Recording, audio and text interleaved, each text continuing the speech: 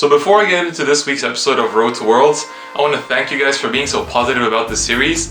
Like, the comments on episode 2 were like so many, and I enjoyed that. Like, I got such a big community response, and I'm really happy that people are enjoying this series. The reason why I never really do this kind of I never say this kind of feedback to you guys in between episodes, because the first 2 episodes were pre-recorded all together, so I couldn't really say anything in between. But now I'm recording this after episode 3, obviously. And yeah, I'm really happy that you guys like the series, and I hope you keep liking it. So today we'll be talking about how to avoid misplays. This is something that some people don't really grasp, while some people they completely quit the game once they go oh, I'm so bad. There's a way around that. And also this video is also going to help you to prevent cheating, to help you prevent others from cheating or catching them when they cheat and stuff like that. I'll be covering a lot of stuff this episode. It might be pretty long, but I feel it might be one of the most important ones yet. Although the next one will be also pretty damn important as well. So when going into Worlds, what you want to do is go through your entire deck and read all your cards carefully to know every little situation that you could be landed into. So if you have to answer a ruling question, you know the answer to that. Look in the rulings in the Q&A to check if there's some ruling that doesn't work as well as you did. Check the errata to check that maybe your cards were printed wrong and they got errata recently. So make sure you know how your cards work, that there hasn't been an update recently that changes everything and stuff like that. So it's really important to read through your own cards so you don't misuse an effect. If a card says that after looking through a few cards of your deck you have to shuffle your deck, but instead you put the cards on the bottom of the deck, that's what I mean. Know what your cards do, and so you don't make tiny mistakes like that, and then you don't get accused of cheating when you weren't. You just didn't know what your card did. A kind of subsection of this first point is also to memorize your deck list when you know what you're gonna bring to Worlds. Memorize every card, how many copies of it you have in your deck, how many of each grade you have in your deck, how many of each trigger, how many of each different type of card. You should know this. Once you decide on the deck, just try to keep playing, especially if you have a deck that searches a lot of stuff. Just remember your deck list so you can keep track of it all the time, because as I go through this episode, you're gonna notice why it's good to remember your deck list.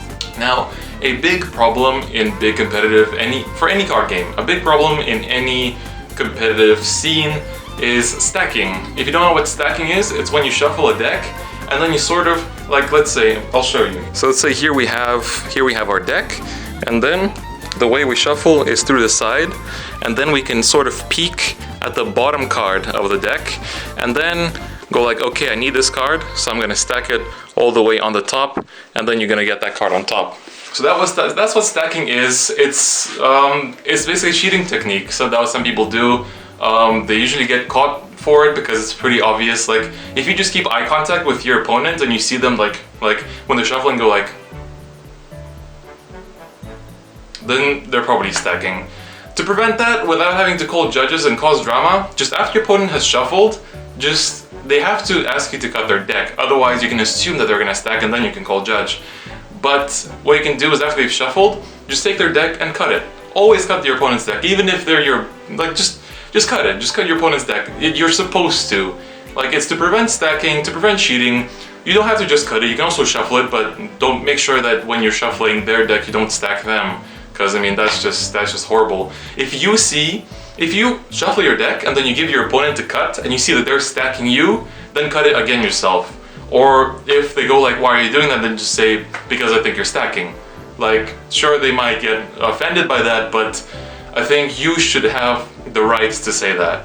When talking about preventing cheating, you should always try to avoid being rule sharked. What rule sharking means is when the opponent sort of bends the rules to their liking. Let's put it like that. For example, we have a lot of Gold Paladin cards say, look at the top 3 and then Superior Call 1. But what some people do is they look at top 5 and they think the opponent doesn't realize. They might even know that it's top 3, but they look at top 5 anyway because the opponent probably didn't read their cards. So they're going to look at top 5 and have a much bigger choice, and that's rule sharking. And there's the really stupid example of rule sharking, where, you know how in the Vanguard anime they say stand and draw? So first you stand your units, then you draw.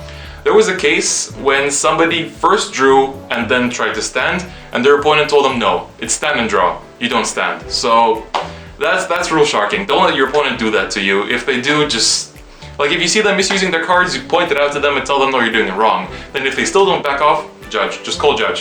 The judges are always there for you. I want to say most of them are good, but they always change them.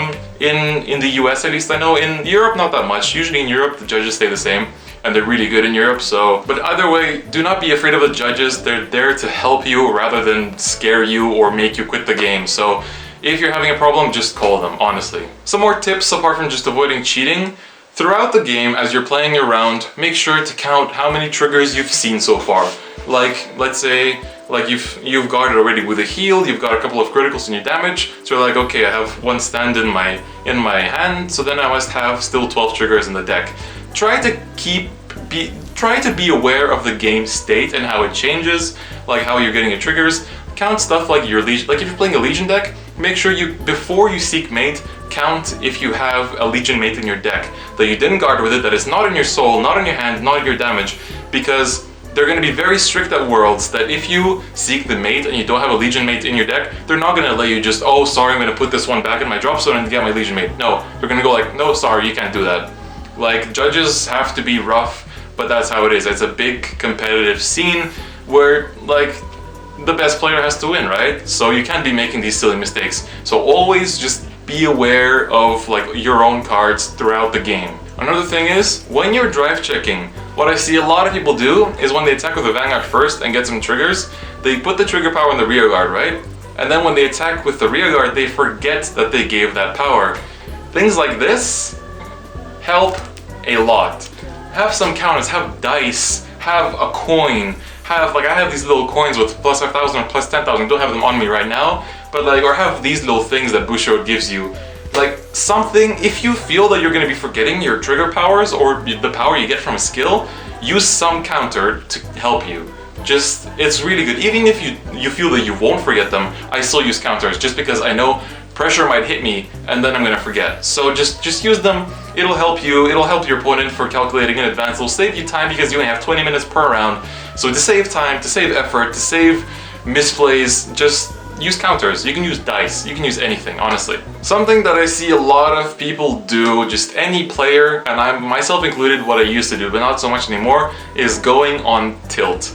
If you don't know what going on tilt means, it means when you're playing a game, any game like League of Legends or Vanguard or Pokemon, anything, and then something bad happens. Like let's say you get double crit, but you haven't lost yet, but you got hit with a double crit, and you're like, oh my god, it's over, oh my god, I'm gonna lose, it's so bad, oh my god, I got double crit again, fuck this game, it's so bad. Don't do that, don't be that guy.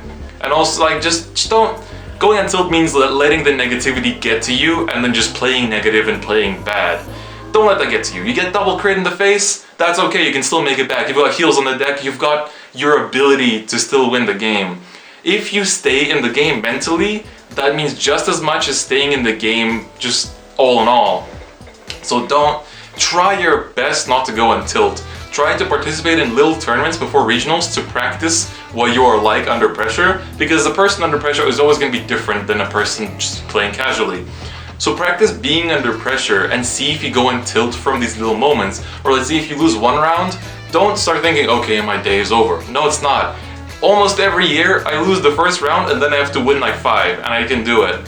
Because I have learned how to not go on tilt. I can lose, but I'm gonna keep winning. Like, instead of taking a loss, like, oh my god, I'm so bad, go like, that's it, I just have to win everything now. Like, I gotta be the best. Just think to yourself positively. It's not being cocky, it's being confident. And that's a big difference. Like, if you're not gonna believe in yourself, who's gonna believe in you? So try to sort of control your emotions as well, not to give away, like let's say if you draw into something good that you needed, don't go like, like, come on. And also like, and when things are going bad, then like, don't start like being angry and pissed. Like, I don't want to mention any names, but I know somebody who after losing broke their Kai deck box in like shreds. So like, don't be that guy, control your emotions, because controlling your emotions will also show in game. Because some people get freaked out by people that can control themselves. Like if you can like have a poker face the entire game, a lot of people will get scared by that. So you can practice something like that. But obviously if you just practice it in casual games, it's not going to be that effective because you have to practice it under pressure. On top of a previous point that I mentioned about checking all your triggers and stuff, it's good to always check the game state. Check, like, don't get misled by like your own don't think only about your own strategy. Try to keep track of what's happening in the game. For example, what a lot of people will do, like let's say they will stride into something that does like lots of power of damage but not like any criticals when their opponent is at 1 damage. Like that means, and then they go like, oh wait, you're 1 damage, I shouldn't have done that, right? Because that card would be a lot more effective when the opponent is at 5 or 4 damage, right? But instead they didn't check how much damage the opponent had because they were always thinking about their own strategy. They're like, oh crap, I just wasted a perfectly good stride. And you know, that kind of thing, some people under pressure, they just don't realize that. So that's a little misplay they make. I used to do that too, like sometimes like I break right over Daikaiser when my opponent's at 1 and I'm like, oh wait, I don't have a Laurel, that's not gonna do much now, is it? So it's important to check that kind of stuff. Check the game state, check like how many triggers your opponent has. You're always allowed to check the drop zone of your opponent. Check their triggers, check their grade 2s or grade 1s. If you know how the meta works, if they're playing a deck that you've seen a lot, you can probably even assume half their deck. Like you can assume their deck list and think, okay, it's probably running 11 grade 2s, 4 of this one, 4 of this one, 3 of this one. And then you can sort of count and think. Always check their perfect guards, like, oh, he already perfect guarded once, there's one in the damage zone, I think he rode one on turn 1, so he probably doesn't have any left, so I'm going to take that risky move, and which would normally be stopped by a perfect guard, but because I think he doesn't have one, I'm going to go for it. Keep checking it, and stuff like that. Another important part is trying to carry the flow of the game. How you win a lot in Vanguard, apart from having stupid luck, which some people obviously have, and anybody can have it, is carrying the flow of the game. This can be done by, let's say, by carrying from the very start. Like, you start second, you ride, and then you have 2 of your tank attackers to rush early. And then if your opponent's playing a stride-based deck, they're probably going to be caught off guard. Like, Gear Chronicle probably couldn't cope with that. And then you ride grade 2, and if they didn't kill your rear guards, you just attack again because they're tanky attackers, and while your opponent is on grade 2, like that's obviously going to affect them a lot. And then it's this like early rush that can really carry the flow of the game. Like sometimes it's important to attack the rear guards more than the Vanguard. Like if you're grade stuck, it's better to focus on the opponent's rear guard, so just attack with the Vanguard on the rear guards. That can control the game flow because you're not giving them open counterless, you're not giving them damage to work with, you're not giving them enough resources. And you're also killing off the resources on the field, meaning they have to commit even more if they want to keep putting pressure on you. And obviously you have to know how to come back from being sort of like after let's say you early rushed, then your opponent rushed you back even harder. So now you need to know how you're gonna come back from that. You need to sort of like work out the situations while playtesting with your deck, how you're gonna come back from those situations. Like let's say if you know that your deck is not gonna come back from that, then don't even bother early rushing too much. Or instead of calling 2 other rear guards on turn 1 and rushing, just call 1. And then if he dies, you call another one next turn. So you're not really losing out that much all in one go. Because if you called them both on the first turn and lost them both, then you're not going to have any more presence apart from your Vanguard in the next turn. Instead, you have 2 attacks every turn, even if they kill off your rear guards. So it is nice to just sort of control the flow of the game. Do this with your strides, your legions, your rush, your everything. Just learn how your deck works and how it can keep the flow of the game going. Something related to what I already said is scouting, and this is basically when you check for your opponent's drop zone, soul, damage zone, for their triggers, their perfect guards, their grade 2s, their grade 1s, their grade 3s, all that kind of stuff. Like, just scout the field. It really doesn't take that much time. You can just do it while your opponent's making a decision. Just check through your opponent's drop zone.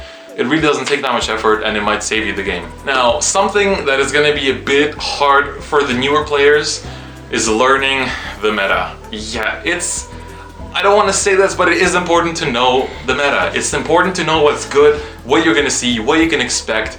It's good to know every single card in the game. If you're not doing anything, like if you're seriously just like, just being bored and lazy, like not doing much, why not go through go through booster sets in a row and look at the decks, or watch some videos from tournaments to see how top decks work. Because by learning the meta, you will know, like if your deck retires and stuff like that, you will know what to target. Like let's say if you study a bit of the meta and you find out and you look into Dimension Police, you're like, Commander Laurel is a really important card for them. I have cards that retire grade 1, so I should really focus on retiring on Laurel. And that's what you should do. And then there's stuff like, I studied Aquaforce, I know that I need to get a title, and I need to get rid of Title Assaults and Magnum Assaults, and stuff like that. So by studying the meta and studying the cards of the decks that might appear in Worlds, can do you a huge favor when you're actually at the competition. It's good to play against friends also. Just by playtesting, you can learn so much of the meta. Just ask somebody, like if you have a friend who plays a lot, just ask them, hey, can you use some meta decks against me? Can you use something that I'm gonna see a lot? Like, can you just like try to like build a deck from every clan to give it a try? And then just by playing, you go like, okay, I should probably swap this out.